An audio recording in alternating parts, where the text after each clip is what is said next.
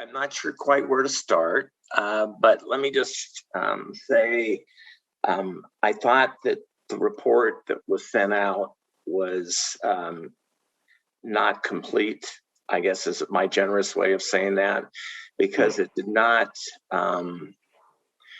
discuss the many issues and delays and vendor performance problems that have occurred in Washington on every occasion of setting up the tolling facilities in the state of Washington, including the fact that the legislature once again now has got a performance audit of the Washington system. Now, that doesn't say about who should be doing it, but I guess it's a huge caution on my part about these. The tolling is a very complicated process because you have to develop software and you got to get the backroom operation to provide the customer service as well. The delays in implementing this in Washington have been very problematic. There have been contract issues where the state ran out of remedies with the vendor.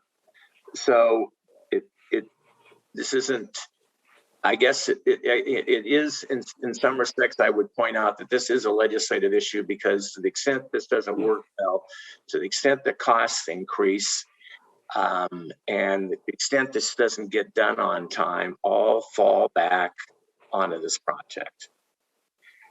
So I have a big concern about how this gets implemented. It's not simply an administrative matter because the extent there are problems, the costs increase.